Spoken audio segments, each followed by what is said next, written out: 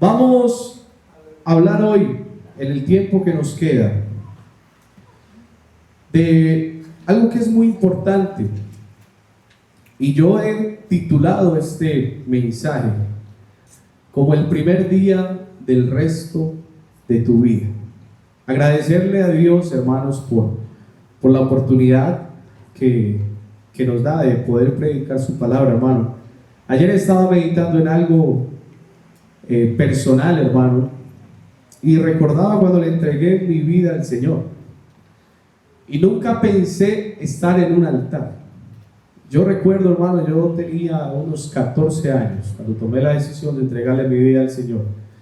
Y cuando tuve mis primeras experiencias personales con Dios, anterior a eso, hermanos, yo iba a la iglesia y yo veía cómo se paraban en un altar a predicar o a hablar, hermano, cualquier cosa, dar un coro, dirigir un culto, hermano, y a mí eso me parecía algo tan increíble como una persona podía hablarle a la iglesia del Señor. Y nunca pensé que Dios algún día me iba a dar la oportunidad de estar aquí. Un día una mujer que ya partió con el Señor me dijo: algún día vas a ser un predicador del evangelio. Y yo estaba en la escuela dominical y yo le dije: nunca voy a ser evangélico. Y ella me decía: usted, que es el más rebelde, algún día va a predicar a Jesucristo. Y bueno, eso es lo que hace el Señor. Eso se lo quiero decir porque no sé si usted ha escuchado esa canción que dice: yo era ese vaso que nadie creyó que servía. Porque aquí lo que vemos es un montón de vasos inservibles. A nosotros los que nos ha dado un valor es el Señor. Porque por eso dice la Biblia que Él nos ha tomado de lo vil y de lo menospreciado, hermano. Porque nosotros no deberíamos de estar aquí. No crea que usted está hoy aquí sentado porque lo merece, porque no lo merece. Si yo le dijera, hermano, que la ropa que usted tiene, que la casa donde usted vive, que la moto, el carro en el que usted anda, o el pasaje que tiene para el bus, hermano, usted no lo merece. Todo eso lo tenemos porque tenemos un Dios que es misericordioso y que de lo vil y de lo menospreciado, de ahí Él nos ha tomado. A los amigos que están aquí, amigos, aquí habemos un grupo de personas que somos un montón de historias, todas totalmente diferentes. Pero si usted le pregunta al que está al lado, se dará cuenta de que cada persona ha tenido una experiencia diferente con Dios. Yo tuve mi propia experiencia con Dios y seguramente los hermanos que están aquí han tenido experiencias muy diferentes a la mía. Pero lo más bonito es que Dios lo único que a Él le interesa es poder acercarte a ti. Es lo único que a Él le interesa. De la forma en la que Él lo haga, como a Él le parezca, como tú menos pienses, hermano, Dios puede tratar contigo. Por eso las cosas en Dios funcionan diferentes a nuestra lógica humana. En un equipo de fútbol o de cualquier deporte, cualquier disciplina que usted vea, los directores técnicos o los que están encargados de dirigir los equipos escogen lo mejor para conformar su equipo. Lo mejor. Si usted de pronto ve fútbol, los directores técnicos de los equipos van a las canteras de los muchachos que están entrenando y escogen lo mejor para conformar sus equipos. Pero con Dios no es así.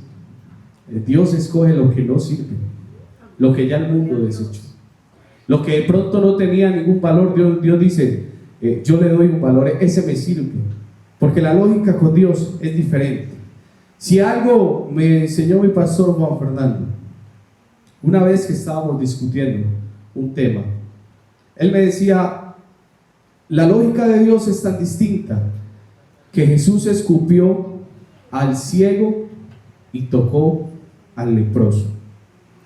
Vea, hermano, en ese tiempo no se podía tocar un leproso, era algo inmundo, era un delito. Pero al ciego Jesús sí lo podía tocar. En la lógica humana, en la lógica de nosotros, hermano, si a usted le ponen un ciego y un leproso, ¿usted a quién toca? Al ciego. Sí, porque el leproso, hermano, es una enfermedad que de pronto se le puede a usted pegar. Entonces usted dice: no, Yo prefiero tocar al ciego, pero en la lógica de Dios, Dios toca al leproso y escupió al ciego. Eso es lo que hace el Señor.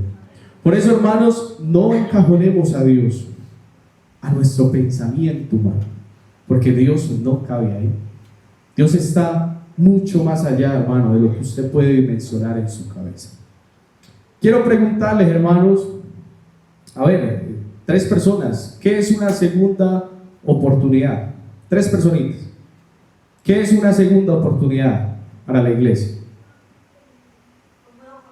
Un nuevo comienzo. Bien. Otras 2 respuestas, hermano. Cualquiera, hermano. Lo que se le venga a la mente.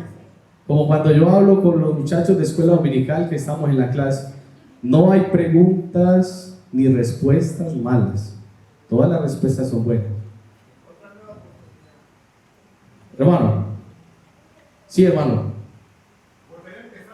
Volver a empezar. Bien. Por ahí escuché que alguien dijo otra. Una nueva oportunidad. Muy bien, hermano, muy bien. Una segunda oportunidad, según el contexto bíblico, es un nuevo comienzo. Es una nueva oportunidad. Es la manifestación del amor y de la misericordia de Dios. Eso es una segunda oportunidad, un nuevo comienzo. La Biblia, desde Génesis hasta Apocalipsis, nos muestra nuevos comienzos, nuevas oportunidades. Vamos a hablar de varios personajes bíblicos a los que Dios le dio una nueva oportunidad, un nuevo comienzo. Vamos a hacerlo de manera rápida. Vamos a recordar historias que nos contaban mucho en la escuela dominical. A ver, Adán y Eva. Adán y Eva fue la primera pareja en el mundo. Dios formó a Adán del barro, le dio aliento de vida, luego vio que Adán estaba muy solito, entonces tomó de su costilla y hizo a Eva. Les dijo que disfrutaran y se enseñorearan de todo, que le pusieran nombre a los animales, que comieran lo que hicieran, pero solo les dijo que no hicieran una cosa, que no tomaran del fruto prohibido. El resto le dijo, disfruten.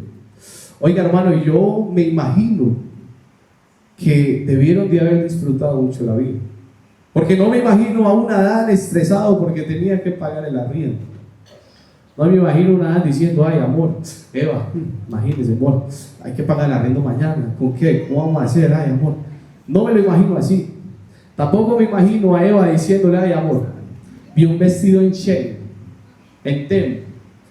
Ay, amor, vi un vestido en Flamingo. Si lo viera, no me lo imagino. Me los imagino viviendo una vida plena, tranquila. Pero solo no debían de hacer una cosa: no comer del fruto. Pero, hermanos, desobedecieron a Dios, cometieron el error.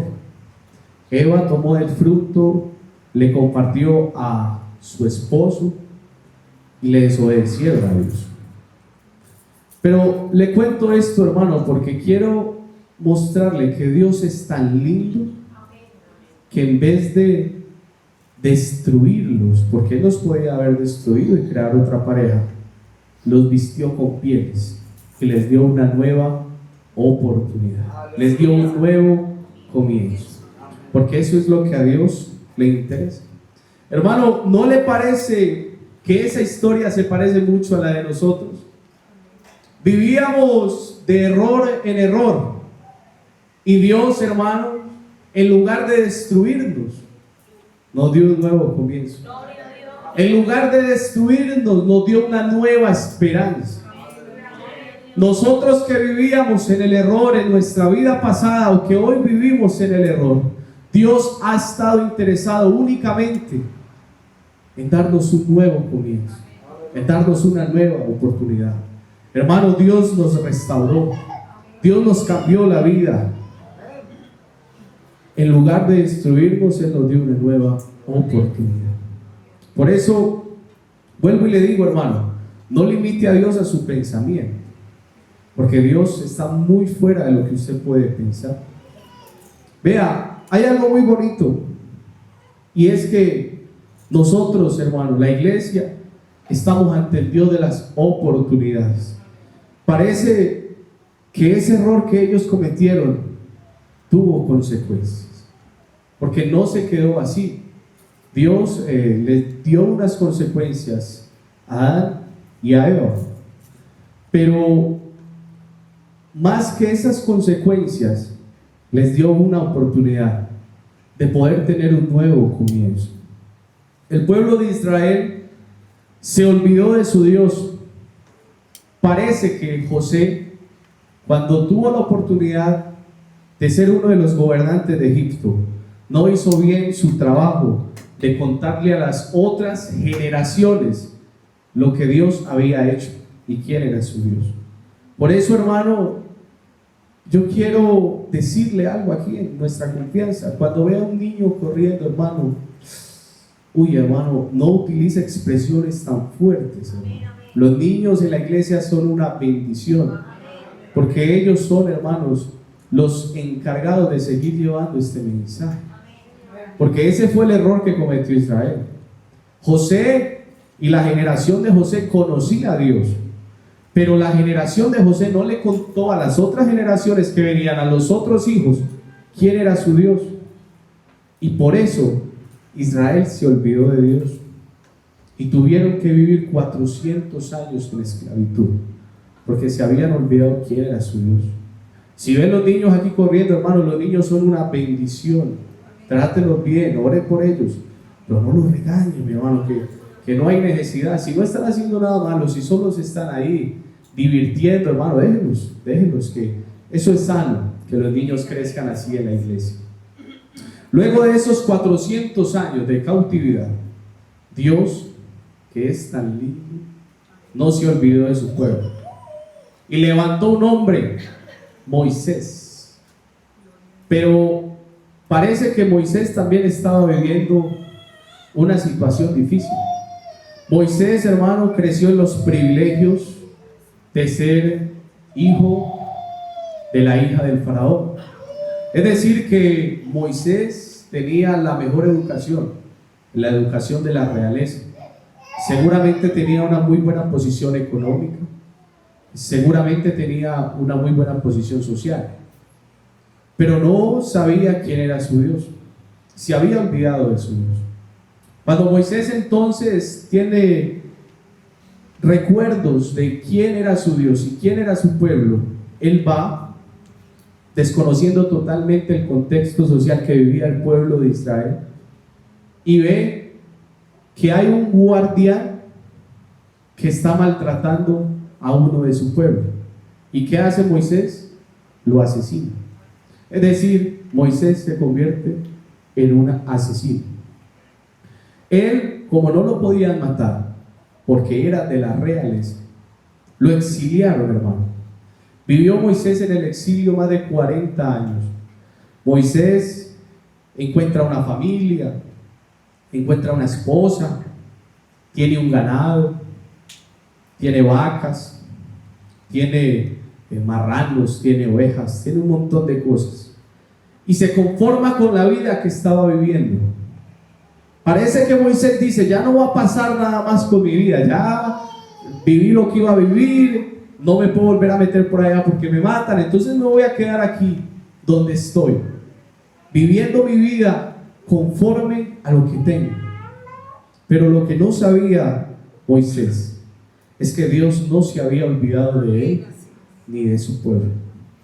Por eso, mi querido anciano que está aquí, no crea que porque usted ya tiene 80 años ya, o no crea que porque tiene 60 años ya su trabajo terminó. No, hermano, Dios todavía tiene planes contigo. Resulta que Moisés tuvo una experiencia personal con Dios, y cuando él tuvo esa experiencia, Dios pudo, por medio de él, darle un nuevo comienzo a Israel. Y no solo a Israel le dio un nuevo comienzo, Moisés también vivió un nuevo comienzo, porque estamos ante el Dios de las oportunidades, estamos ante el Dios que da oportunidades. Créame, hermano, que Moisés ya con la edad que tenía, ya donde estaba, Dios pudo haber llamado otro hombre, de pronto más joven, de pronto con más capacidades, pero Dios tenía un plan con Moisés y le quería dar una nueva oportunidad, le quería dar un nuevo comienzo. A veces, hermano, eso nos pasa. Ese mismo conformismo que tenía Moisés nos pasa a nosotros, hermano. A veces decimos, no, pues aquí ya tenemos un grupito, como Moisés, yo ya tengo unas ovejas. Y decimos, uy, hermano, ya tenemos unos televisores muy bonitos, ya tenemos una silla muy bonita. Ya, ¿para qué más? Conformémonos con lo que tenemos. Pero, hermano, Dios no quiere que tú te conformes, porque hay gente que necesita que tú les muestres que hay un nuevo comienzo. Vea, hermano, hubo un hombre que también tenía una habilidad, hermano, envidiable. Sansón tenía una fuerza, hermano. Jueces 16, el versículo 28. Sansón tenía una habilidad que era su fuerza, que solo la tenía él. Pero hay algo, hermano, que me llama la atención, y es cuando él vive su proceso difícil con Dalila, que Dalila le dice, muéstrame tu fuerza, y él trata de escapar de ahí y le dice, no, lo que pasa es que mi fuerza está en tal cosa. Entonces Dalila ve que él está mintiendo, hasta que la tercera vez él le dice, mi fuerza está en mi cabello, si lo corto se me va la fuerza. Parece que Sansón vive su momento más difícil, el momento más difícil de su vida. Entonces clamó Sansón a Jehová y dijo, Señor, acuérdate ahora de mí y fortaléceme. Te ruego solamente esta vez, oh Dios, para que de una vez tome venganza de los filisteos por mis ojos. Él, hermano, había cometido un error grande. Y créame que Dios pudo no haberlo escuchado. Pero Dios, un corazón constricto y humillado, no lo desprecia. Y Sansón, cuando tiene este clamor, Dios le da una nueva oportunidad. Dios le da un nuevo comienzo. Dele una alabanza al Señor. Hermano, bueno, voy a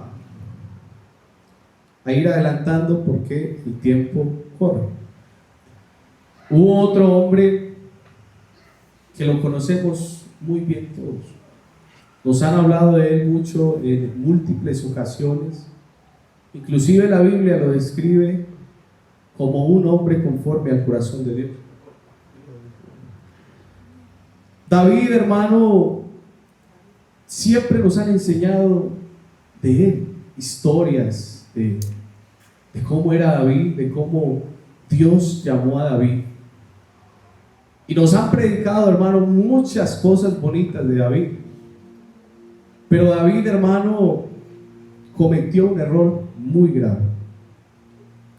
David vivió una de las historias más difíciles que muestra la Biblia, con una mujer llamada Betsabé. Resulta, hermano, que David, en su posición como rey, un día estaba en el palacio y se asomó a la terraza del palacio. Y dice la Biblia en 2 de Samuel, capítulo 11, que David vio a esa mujer que se estaba bañando en la terraza, y que David vio que era hermosa. Entonces David, ignorando cualquier situación, se aprovechó de la posición que él tenía como rey y la mandó a llamar, hermano, y estuvo con ella. Y resulta que cuando él cometió ese error, vino una consecuencia: la embarazó. Pero David se había olvidado de todo lo que había vivido con Dios, porque, hermano, somos humanos. No quiere decir que porque somos cristianos no cometemos errores, no, los cometemos también. No juzguemos a los hermanos que cometen errores, porque que seamos cristianos no nos quita, hermano, de esta carne. Seguimos siendo humanos. Pero David, hermano, trata de aprovecharse de su investidura como rey. Y lo que manda hacer es que él dice: bueno, yo cometí un error, pero espera y verás, yo la cuadro, como buen país. Yo la cuadro, espera y verás. Y manda a llamar a Urías, que era el esposo de esta mujer. Cuando Urías llega, se presenta ante el rey y le dice: rey, aquí estoy, ¿qué necesito? Y el rey le dice: bueno, Urías, me he dado cuenta que en la batalla has destacado y me imagino que debes de estar cansado, así que te tengo un premio, vete a descansar con tu esposa. Y Urías le dice: rey, no es posible, yo no puedo hacer eso, porque mis compañeros están allá en las tiendas, en las batallas, y yo aquí con mi mujer descansando, no es posible que yo haga eso. Entonces, cuando David vio que él no lo iba a hacer, vuelve y lo manda a llamar y le manda una carta de invitación y le dice: Urías, te invito al templo a que comamos y bebamos. Urías entonces llega al templo y David lo emborracha, lo embriaga. Y le dice David a Urías: bueno, ahora que está borracho, sí lo voy a mandar a que duerma con la mujer. Y Urías no durmió con la mujer. Cuando David se dio cuenta de esto, dijo: espera eso, por algún lado la tengo que solucionar. Entonces manda al comandante una carta y le dice: pon a Urías en lo más recio de la batalla, donde están los hombres valientes, en la fila, en la primera fila, porque David sabía que ahí era probable que él muriera. Y lo manda David a las primeras filas y muere Urías.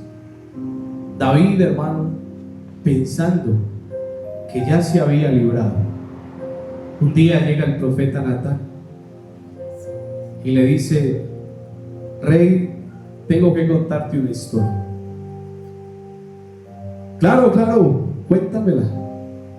Y le dice: resulta, rey, que había un hombre pobre, muy pobre, que solo tenía una oveja, y esa oveja era prácticamente su sustento. Del plato que comía él, le daba a su ovejita, dormía con él, era su única oveja, no tenía más. Y había un hombre rico que tenía miles de cabezas de ganado, miles de ovejas. ¿Y sabe qué hizo el rico? Tomó la oveja que tenía el pobre y la mató, y hizo un banquete con ella. ¿Y sabe cuál es la expresión de David? Dime quién es ese hombre, porque ese hombre es digno de muerte. Y el profeta le dice: oh rey, ese hombre eres tú, que te acostaste con la mujer de Urías. David lloró amargamente y se sintió tan triste, porque David parecía que se hubiera olvidado de quién era su Dios en ese momento, en esa situación que estaba viviendo. Hermano, no trates de ocultar tu error, que el mismo Dios que te perdonó hace 10, 5 años es el mismo Dios que te puede perdonar. Vea, hermano, el Salmo 51 es la expresión que hace David por cometer este error. Y David le dice: ten piedad de mí, oh Dios, conforme a tu misericordia, conforme a la multitud de tus piedades, borra mis rebeliones, lávame más y más de mi maldad y límpiame de mi pecado, porque yo reconozco mis rebeliones y mi pecado está siempre delante de mí. Contra ti solo he pecado, he hecho lo malo delante de tus ojos, para que seas reconocido justo en tu palabra y tenido por puro en tu juicio. Hermano, y parece que él en su tristeza quiere desahogarse y le dice a Dios: hazme oír gozo y alegría, y se recrearán los huesos que has abatido. Crea en mí, oh Dios, un corazón limpio y renueva un espíritu recto dentro de mí. Hermano, si usted lo lee entendiendo el contexto de la historia, se da cuenta que David estaba viviendo por una situación difícil, y parece que David le estaba clamando a Dios para que él le diera un nuevo comienzo. Pero él, en vez de pedirle a Dios una nueva oportunidad, quiso esconder su error. Hermano, no hagas eso. No escondas tu error. Es importante que entiendas cuál es el Dios que tienes. Créame que el Dios que le dio una nueva oportunidad a Adán y a Eva es el Dios que te puede dar una nueva oportunidad a ti. El Dios que le dio una nueva oportunidad a Moisés es el mismo Dios que te puede dar una oportunidad a ti. El mismo Dios que le dio una oportunidad a Sansón es el mismo Dios que te puede dar una oportunidad a ti. El mismo Dios que le dio una nueva oportunidad a David es el mismo Dios que esta noche te puede dar una nueva oportunidad a ti. Seguramente aquí hay alguien que necesita una nueva oportunidad, y te tengo una buena noticia: hay oportunidad para ti en esta noche. Hermano, recuerda la lectura que tuvimos al principio, donde vimos la historia de Lázaro.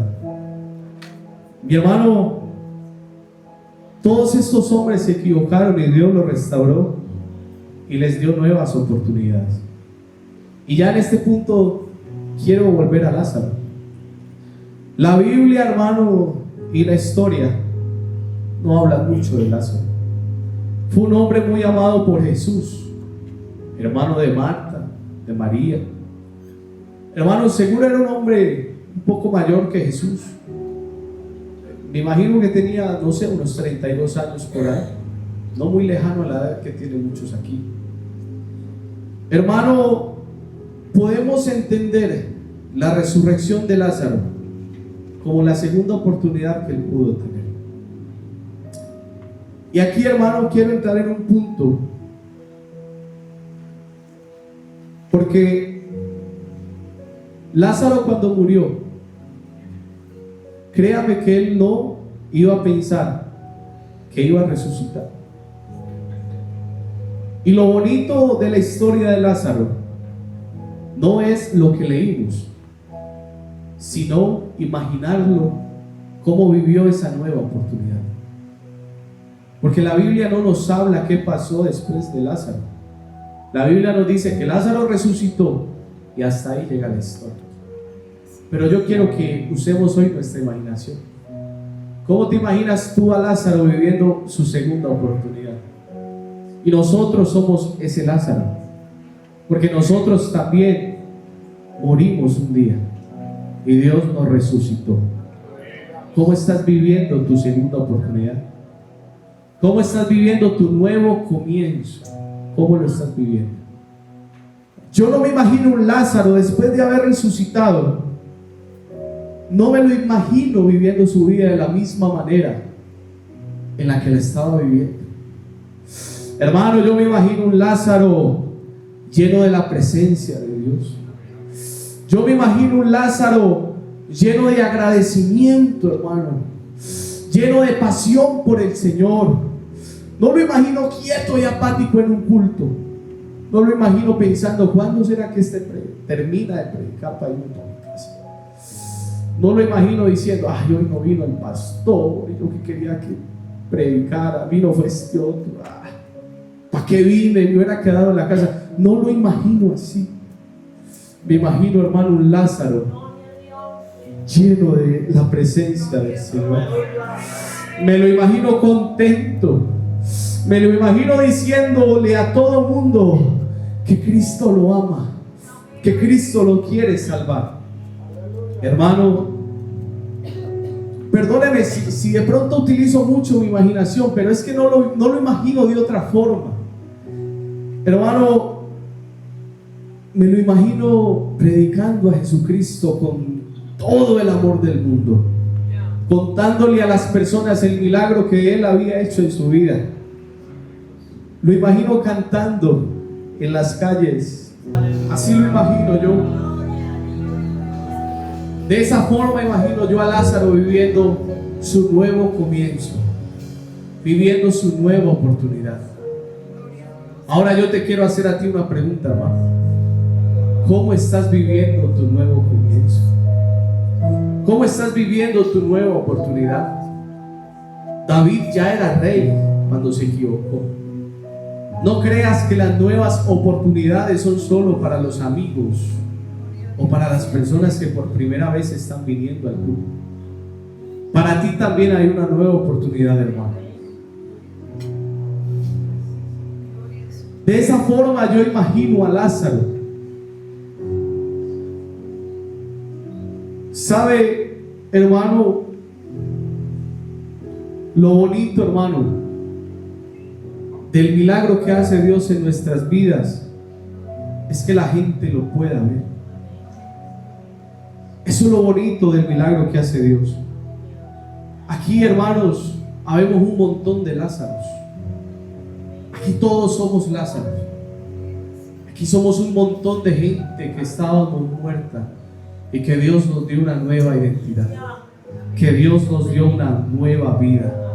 Tal vez no tenemos una muerte física, pero sí tenemos muertes espirituales. Y de pronto aquí hay alguien que está muerto espiritualmente, que hace mucho no siente a Dios, que hace mucho no siente adorar, que ya se vuelve selectivo para los cultos y solo voy este día y este no, que de pronto siente que ya esto no tiene sentido. Hermano, aquí hay un Dios que te puede dar una nueva oportunidad, que te puede dar un nuevo comienzo. Ya no oras como antes, ya no cantas como antes, ya no vives como antes, y te acostumbraste a ponerte una falda, una corbata y a que te digan que eres cristiano. Pero no te preocupes, esa no es mi intención, hermano. Yo lo único que quiero es presentarte una nueva oportunidad, un nuevo comienzo. Amigo, no creas que esto no es para ti. De pronto habrá un amigo aquí que diga, pero ¿cuál oportunidad? Yo cuando le he pedido una oportunidad. Pero no se le olvide que Lázaro tampoco la pidió. En ningún momento la Biblia dice que Lázaro pidió una segunda oportunidad para él. Pero había una Marta de rodillas, orando para que Dios le diera una segunda oportunidad. Aquí también hay Martas, también las hay. Aquí hay mamás, papás, abuelas que están pidiendo a Dios por un hijo, para que Dios les dé una segunda oportunidad. De pronto tu hijo, hermano, no la haya pedido. De pronto tu hijo te haya dicho a ti: no quiero saber nada del evangelio, no quiero saber nada de esa iglesia. Pero no te olvides, Marta, que si crees puedes ver la gloria de Dios. No dejes de clamar por tu hijo, que Dios en cualquier momento, hermano, te lo resucita. No te olvides que no es cuando tú quieras, Marta. Puede que esté muerto y que hieda. Puede que tú creas que ya no haya nada que hacer por él, pero Dios está diciendo: tranquilo, está dormido, pero yo te lo despierto. No cuando tú quieras, no, cuando Él quiera. Pero no dejes de creer, porque si crees puedes ver la gloria del Señor.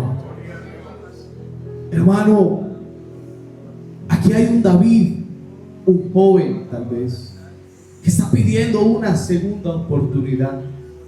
Hermano, así como Marta, no te preocupes, hermano, no te preocupes, que Dios te está diciendo: espera, ten paciencia, que yo voy a restaurar tu vida y la de tu hijo.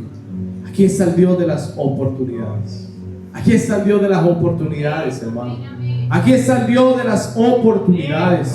Aquí está el Dios de los nuevos comienzos. Aquí hay un Dios que te está diciendo: tranquilo, tranquilo, no te preocupes, que yo te doy una nueva oportunidad. Si cometiste un error, tranquilo, tranquilo, no te preocupes. Yo te puedo dar una nueva oportunidad. Que tu hijo tal vez no quiere saber nada de él, no te preocupes, que yo lo puedo restaurar. Amado Jesús, gracias, Señor, por las nuevas oportunidades. Gracias, Señor, por habernos restaurado y cambiado la vida. Gracias, Señor, por habernos visto a nosotros. Oh Dios, te pido para que tú nos guardes, Señor, para que guarde nuestras familias, para que guarde la iglesia, para que guarde los hermanos, Señor. Los ponemos en tus manos, Señor. Gracias, Señor, por la iglesia. Gracias por la vida de mis hermanos. Gracias por las fuerzas que tú nos das, Señor. Gracias por las fuerzas que les das a los hermanos, Señor. Guarda la iglesia, Señor, guarda la iglesia. Los amigos, Señor, los amigos que vinieron en esta noche, ayúdalos, Señor, que ellos puedan entender lo que tú tienes para decirles a ellos y que próximamente puedan seguir viniendo a los cultos. Gracias, Señor. En tu nombre te lo pedimos. Amén.